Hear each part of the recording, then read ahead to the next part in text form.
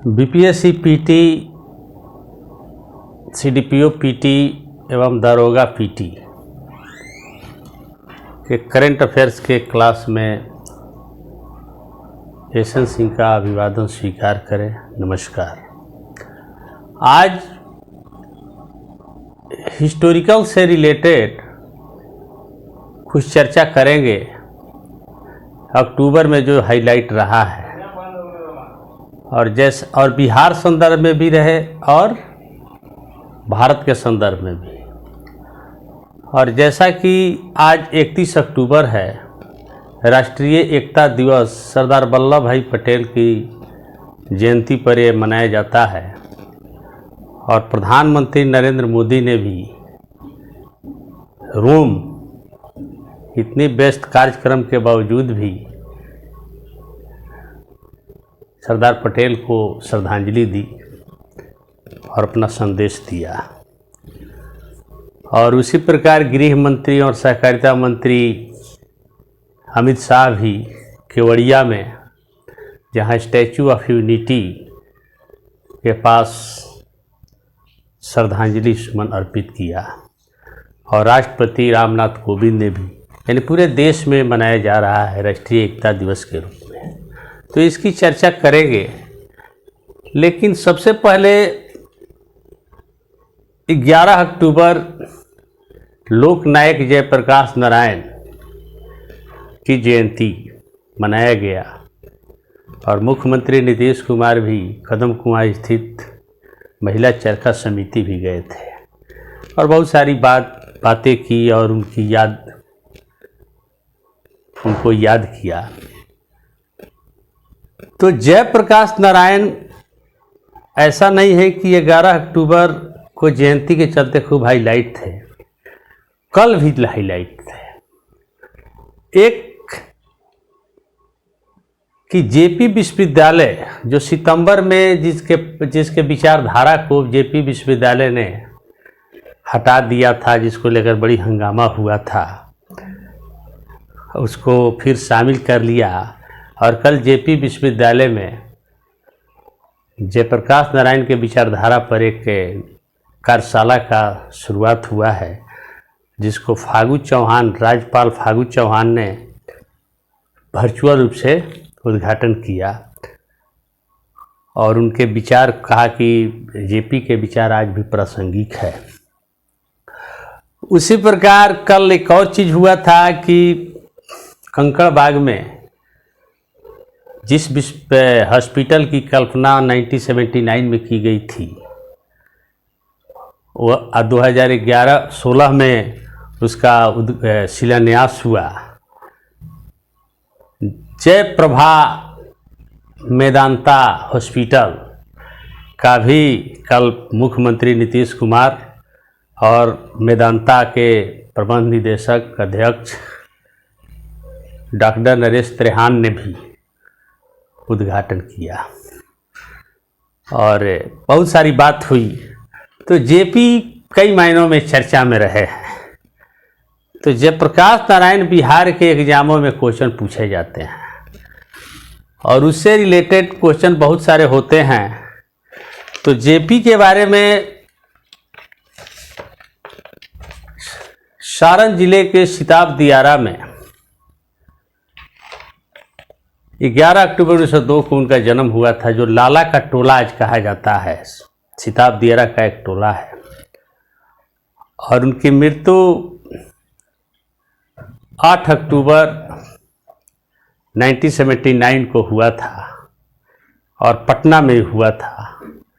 और बासघाट उनका अंतिम संस्कार किया गया था।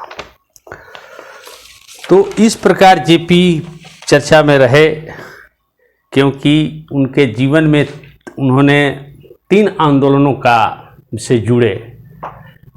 पहला आज़ादी के आंदोलन में जुड़े, दूसरा भूदान आंदोलन से जुड़े और तीसरा संपूर्ण क्रांति आंदोलन किए और तब लोकनायक की उपाधि प्राप्त की थी।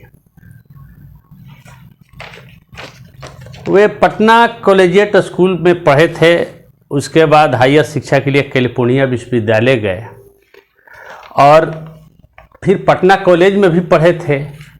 जब कहा जाता है कि 1920 में जब असहयोग आंदोलन गांधी ने शुरू किया था तो उन्होंने आह्वान किया था कि कॉलेज स्टूडेंट छोड़े, और तब मौलाना अबुल कलाम आज़ाद के भाषण से प्रभावित होकर के उन्होंने पटना कॉलेज के 20 दिन पहले जबकि एग्ज़ाम होने वाला था परीक्षा छोड़ दी असहयोग आंदोलन के कारण, क्योंकि मौलाना अबुल कलाम आज़ाद के भाषण से प्रभावित हुए कि मौलाना ने कहा था कि जो व्यक्ति यानी गांधी जी, जो व्यक्ति देश के लिए जहर पी रहा है तो आप लोगों को भी कॉलेज छोड़ देना चाहिए। और इस तरीके से बहुत सारे त्याग पत्र हुआ था, इसमें जेपी का भी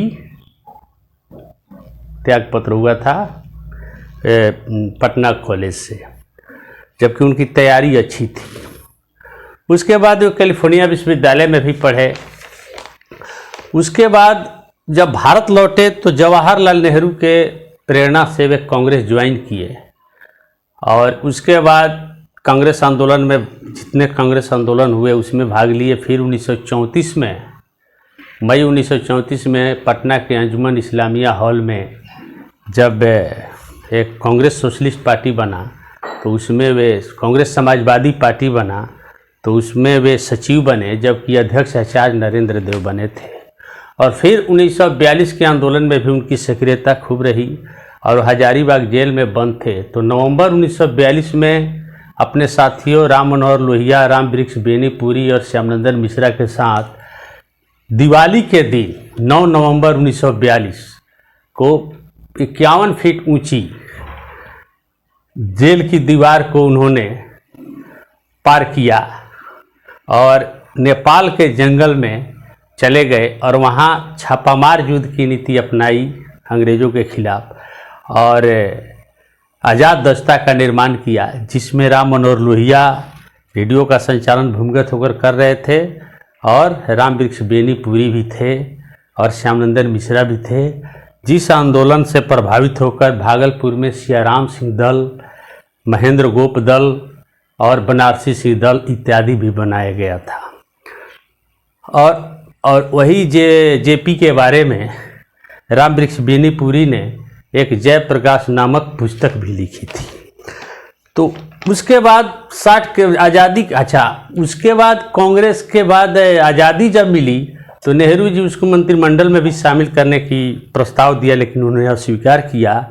और फिर संविधान सभा में भी उनकी सदस्यता, संविधान सभा की सदस्यता भी उन्होंने अस्वीकार किया था। और 1967 में राष्ट्रपति पद के लिए भी उनको प्रस्ताव किया गया था, लेकिन उन्होंने अस्वीकार किया, वे पद के लोभी नहीं थे। और इस प्रकार वे भूदान आंदोलन से जुड़ गए, और भूदान आंदोलन के बाद के दौरान ही 1965 में उन्हें फिलीपींस का रेमन मैग्सेसे पुरस्कार मिला। और उसके बाद वे चंबल के डाकुओं को भी आत्मसमर्पण कराने में महत्वपूर्ण भूमिका निभाए थे। और उसके बाद राजनीति में सक्रियता उनकी बढ़ी जब 5 जून 1974 को संपूर्ण क्रांति का नारा देते हैं, और उसके पहले गुजरात और बिहार के छात्र आंदोलन का नेतृत्व किए थे। और 5 जून 1974 को गांधी मैदान पटना के संपूर्ण क्रांति का नारा देते हुए संपूर्ण क्रांति आंदोलन किए। और उसके बाद देश के तानाशाही के खिलाफ, तत्कालीन प्रधानमंत्री इंदिरा गांधी के खिलाफ, व्यवस्था परिवर्तन के खिलाफ संपूर्ण क्रांति किए। और इस प्रकार उसी के ऊपर आज कई नेता हैं।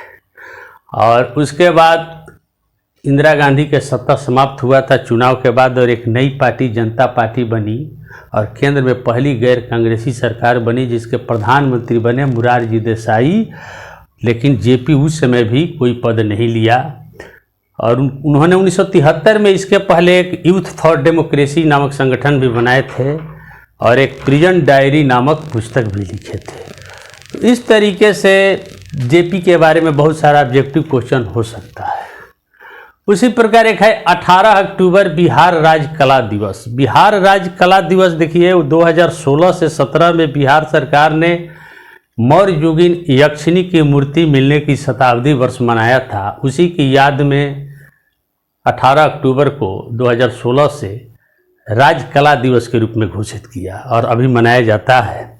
इसलिए मनाया जाता है क्योंकि मौर्य युग भारत का प्राचीनतम साम्राज्यवादी युग था और उस समय की एक लोक कला की कृति थी चामरग्राहिणी यक्षिणी की मूर्ति जिसकी खुदाई जो जमीन के अंदर गड़ी हुई थी और पटना सिटी के दीदारगंज के धोबी घाट पर एक खुदाई में मिली थी 18 अक्टूबर 1917 को। और उसके बाद तत्कालीन पटना यूनिवर्सिटी के इतिहासकार थे जेम्स समदार और उन्होंने इसकी पुष्टि की यह मौर्य युगीन मूर्ति है और इस प्रकार उस समय बना पटना संग्रहालय में उसको रखा गया।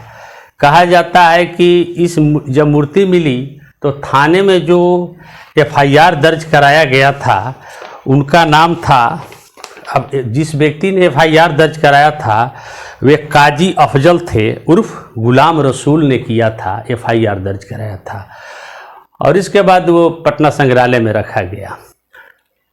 और जानकार कहते हैं कि मोनालिसा के मुस्कान से भी यक्षिणी की मूर्ति बेहतर है। और जैसा कि आप जानते हैं कि इटली के बस्त पेंटर थे लियोनार्दो दा विंची, उन्होंने मोनालिसा नामक एक पेंटिंग बनाई थी जिसकी मुस्कान के बारे में बहुत प्रशंसा होती है। और लियोनार्दो दा विंची फिर इस बार चर्चा में रहे हैं कि जब प्रधानमंत्री नरेंद्र मोदी G20 की बैठक और COP26 की बैठक ब्रिटेन में भाग लेने के लिए जब इटली के रोम में पहुँचे तो जिस हवाई अड्डे से आप देखे होंगे कि उतर रहे हैं अपने एयर इंडिया 1 से, तो वो हवाई अड्डा का नाम भी लियोनार्दो दा विंची एयरपोर्ट अंतर्राष्ट्रीय एयरपोर्ट है। तो इस तरीके से बिहार राज्य कला दिवस की भी चर्चा होती है। उसके बाद 31 अक्टूबर 1875 में भारत के लौह पुरुष, प्रथम गृह मंत्री, प्रथम उप प्रधानमंत्री सरदार वल्लभ भाई पटेल का जन्म हुआ था गुजरात के करमसाड में और मृत्यु हुई थी 15 दिसंबर 1950 बम्बई में। 1991 में मरणोपरांत उनको भारत रत्न दिया गया था और जयप्रकाश नारायण को मरणोपरांत 1999 में भारत रत्न दिया गया था। और इस प्रकार तो अच्छा 2018 से 18 में एक बना केवड़िया, गुजरात के केवड़िया में, नर्मदा जिले के केवड़िया में एक मूर्ति 182 मीटर ऊंची मूर्ति बनी। 182 फीट ऊंची मूर्ति वहाँ बनी। 182 इसलिए कि गुजरात विधानसभा का सीट संख्या भी 182 है। और इस प्रकार प्रधानमंत्री नरेंद्र मोदी ने उसका उद्घाटन किया था स्टैचू ऑफ यूनिटी, जहाँ इस बार तो प्रधानमंत्री मोदी नहीं वर्चुअल या जा करके श्रद्धांजलि दिए, लेकिन रोम से उन्होंने ज़रूर दिया है। और इस मूर्ति को, स्टैचू ऑफ यूनिटी मूर्ति को वास्तुकार राम बी सुतार ने बनाया था, जो गांधी मैदान के गांधी मूर्ति को भी राम सुतार ने ही बनाया था। और सरदार वल्लभ भाई पटेल के बारे में शुरुआती बात यह है कि वे शुरुआती पढ़ाई तो भारत में किए, गुजरात में किए, लेकिन उच्च शिक्षा लॉ की किए थे और वह किए थे लंदन के मिडिल टेम्पल में लॉ की पढ़ाई किए थे। जबकि यहाँ पर बता दें कि गांधी और नेहरू लंदन के इनर टेम्पल में स्टडी किए थे लॉ का, जबकि जवाहरलाल नेहरू इलाहाबाद विश्वविद्यालय से लॉ किए थे और वे कभी विदेश नहीं गए थे। और इस प्रकार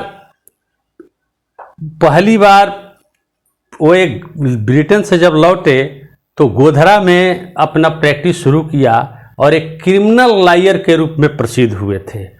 और सबसे पहले गांधी के खेड़ा आंदोलन 1917 में भाग लिए, फिर बारदोली 1928 में किस आंदोलन में भाग लिए, किसान आंदोलन में, और तब वहाँ के महिलाओं ने उन्हें सरदार की उपाधि दी, लोगों ने उपाधि दी और गांधी जी को लोकप्रिय बनाए, तो सरदार की उपाधि मिली थी।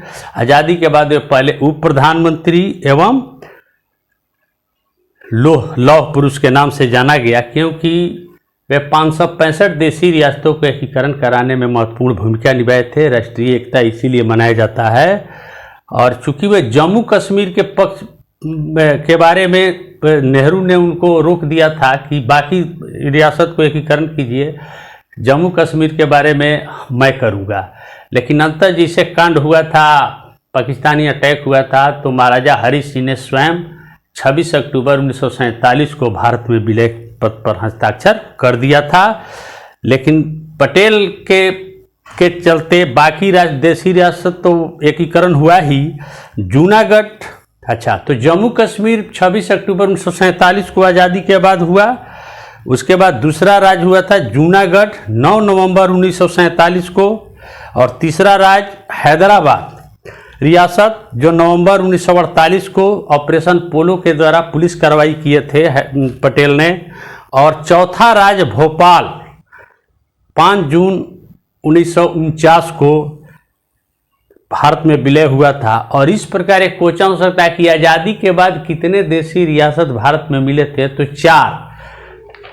26 अक्टूबर 1947 जम्मू कश्मीर, नवंबर 1947 जूनागढ़, नवंबर 1948 हैदराबाद, और 9 जून 1949 भोपाल। इस तरीके से भी क्वेश्चन होता है। और एक 31 अक्टूबर इसके लिए भी जाना जाता है कि भारत की पहली महिला प्रधानमंत्री इंदिरा गांधी की पुण्यतिथि भी है, क्योंकि 31 अक्टूबर 1984 को प्रधानमंत्री पद पर रहते हुए दिल्ली में अपने निवास पर ही अपने अंगरक्षकों द्वारा मारी गई थी। और इस प्रकार उनका भी बहुत बड़ा देन है, क्योंकि भारत में हरित क्रांति के सूत्रधार रही हैं। और उसके बाद चूँकि कृषि मंत्री सी सुब्रमण्यम थे, और वनस्पति वैज्ञानिक जो थे MS स्वामीनाथन के चलते ही भारत में हरित क्रांति हुआ। लेकिन इसकी पहल इंदिरा गांधी ने ही किया, क्योंकि खाद्यान्न का पूरी तरह संकट था। आज भारत पूरी तरह खाद्यान्न पर आत्मनिर्भर है, निर्यात की स्थिति में है। उसी प्रकार इंदिरा गांधी का एक बड़ी देन था कि 1971 में भारत पाकिस्तान युद्ध में पाकिस्तान को पराजित किए, और पाकिस्तान का 2 खंड हुआ और बांग्लादेश का जन्म हुआ। इसमें भी महत्वपूर्ण भूमिका थी। और इसके बाद 1974 18 मई 1974 अमेरिका के रिचर्ड निक्सन के विरोध के परवाह नहीं की, और उसके बाद 18 मई 1974 को वह पहला पोखरण परीक्षण किया था, जिसका कोड वर्ड था बुध हंसे। और इस प्रकार, लेकिन उनके शासनकाल का एक बड़ी काला पक्ष था। 25 जून 1975 से मार्च 1977 तक देश में आंतरिक आपातकाल लगाया जाना, जो काला पक्ष है। और उसके बाद जनता पार्टी की सरकार बनी थी। इंदिरा गांधी उत्तरी भारत में पूरी तरह सफाया हो गया था उनकी पार्टी का। और इस प्रकार सरदार पटेल और इंदिरा गांधी का भी 31 अक्टूबर से रिलेशन है। इसके बाद एक कल घटना हुई है कि 30 अक्टूबर को प्रधानमंत्री जब G20 के बैठक में भारत भाग लेने गए हैं, तो उसके बाद वहाँ वेटिकन सिटी गए। रोम में ही वेटिकन सिटी में सर्वोच्च ईसाइयों के धर्मगुरु पोप फ्रांसिस से मिले। ऐसा करने वाले वे भारत के दूसरे प्रधानमंत्री हैं। इसके पहले 2000 ईस्वी में तत्कालीन पोप जॉन पॉल द्वितीय से प्रधानमंत्री अटल बिहारी वाजपेयी मिले थे, जबकि जॉन पॉल द्वितीय भारत आने वाले पहले पोप हैं। प्रधानमंत्री नरेंद्र मोदी ने भी पोप फ्रांसिस को भारत आने का निमंत्रण दिया है। अब जरा ये समझिए कि ईसाई धर्म की, कैथोलिक ईसाई की बात है या ईसाई धर्म की बात है, तो भारत में ईसाई धर्म पहली शताब्दी ईस्वी में आया, गोडो फर्निस पहलव शासक के काल में। और यहाँ 2 करोड़ ईसाई हैं, और इटली में 6 करोड़ ईसाई हैं। माने पूरा इटली की आबादी ही 6 करोड़ है, और उसमें भी भारत में 2 करोड़, यानी एशिया में फिलीपींस सबसे ज़्यादा ईसाई धर्म वाला देश है, और उस दूसरा स्थान है भारत का। विश्व में सबसे ज़्यादा कैथोलिक ईसाई कहाँ है? तो ब्राज़ील में। लेकिन इंग्लैंड में एंग्लिकन चर्च एक अलग अस्तित्व है, लेकिन अमेरिका में कैथोलिक ईसाई हैं। इसीलिए अमेरिका के कोई भी राष्ट्रपति पोप से जरूर मिलता है। जो बाइडन भी मिले थे, और भी डोनाल्ड ट्रंप भी मिले थे।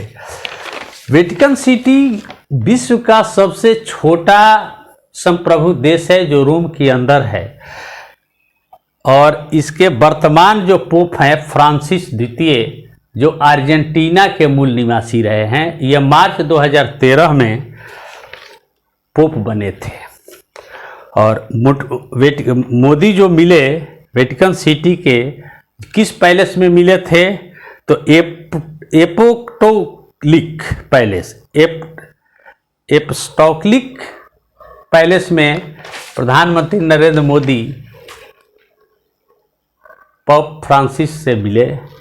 और इस प्रकार हिस्टोरिकल से रिलेटेड, जो बीपीएससी से रिलेटेड या सीडीपीओ या दरोगा से रिलेटेड ये सब जो क्वेश्चन हो सकते हैं, बीपीएससी हर एग्ज़ाम में आ सकते हैं। बिहार के हर एग्ज़ाम में ये सब क्वेश्चन इम्पोर्टेंट हो सकता है। इसी के साथ क्लास में आप सबका इसी के साथ आज के क्लास को समापन करते हैं। नमस्कार।